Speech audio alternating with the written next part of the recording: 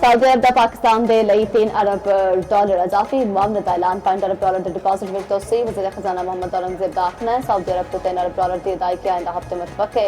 $5 अरब deposit हम सालाना बुनियाद उत्ते रोल ओवर का पाबंद नहीं रहेगा। इन्हें तवील मुद्दत लिए वधाया जाएगा। वज़ीर खजाना की वाशिंगटन DC विच मीडिया नाल गलबात आख्या जल मुबादला ज़खायर तकरीबन $18 अरब तक ले जाने की पुरस्म हुकूमत तमाम दरूनी अदायगियां ते वाजिबात पर वक्त पूरे करेगी।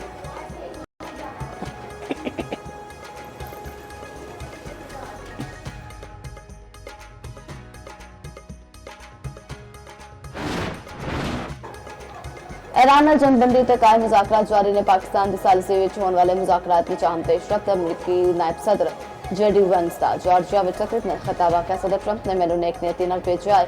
अमरीकी टीवी नाल इम्कान ज़ाहिर किया है कि दूजे राउंड विच अमरीकी वक्त की क़यादत JD Vance करेंगे। इस तो पहले ट्रंप ने न्यूयॉर्क टाइम्स के इस्लामाबाद विच रिपोर्टर को फोन किया ते आख्या तुहानू पाकिस्तान विच रुकना चाहिए क्योंकि अगले 2 दिहाड़ियों विच कुछ ना कुछ हो जा रहा है। रिपोर्टर ने सोशल मीडिया ते पोस्ट विच लिखा ट्रंप ने आख्या अमरीका ईरान मुज़ाकरात अगले 2 रोज़ दे विच पाकिस्तान विच हो सकते हैं।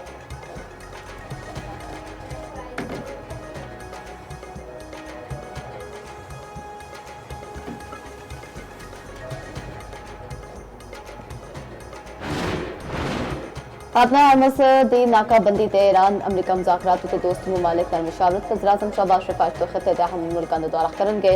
वज़ीर-ए-आज़म पहले सऊदी अरब, जमरात, तुर्की ते फिर कतर जाएंगे। शहबाज शरीफ आज सऊदी वली अहद मोहम्मद बिन सलमान नाल मुलाकात करेंगे। इलाकाई ते आलमी सूरत हाल ते इस्लामाबाद मुज़ाकरात ते पेशरफ्त होगी।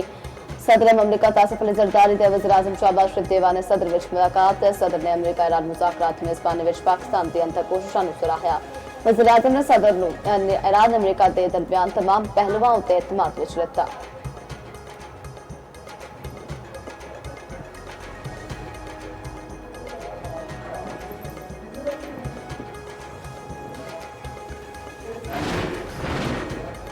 पाकिस्तान स्टॉक मार्केट में जबरदस्त तेजी 100 इंडेक्स में तकरीबन 3% इजाफा। इंडेक्स में 5000 पॉइंट्स के नेड़े जड़ा इजाफा।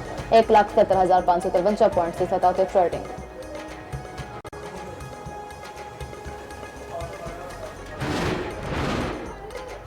वज़ीर पंजाब ने मिसाली पिंड मनसूबे के दूजे फेज की असूली मंजूरी दे दी। 7500 देहात विच साफ पानी मनसूबे की डेडलाइन तलब 30 जून तक। वज़ीर पंजाब मरीन निवास के जलसेदार खसूसी इजलास 31 अगस्त तक देहात विच स्पैक्ट टैंक की तमीर मुकम्मल की जाएगी। स्पैक्ट टैंक के बाद पानी आबपाशी लई इस्तेमाल होगा। जबकि राजनपुर विच वाटर सप्लाई कर स्टोरेज स्कीम 15 मई तक मुकम्मल करने का हुक्म। मरीन निवास ने आख्या देहात विच बसन वालियां दा वसाल ते वसावी हक है। देहात नूं मिसाली पिंड विच बदलण दा अज़म हर सूरत पूरा करांगे।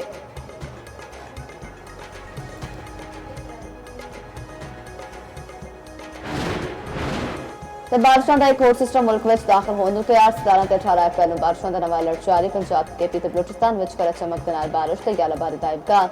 बलाई इलाकों में लैंडस्लाइडिंग का खदशा।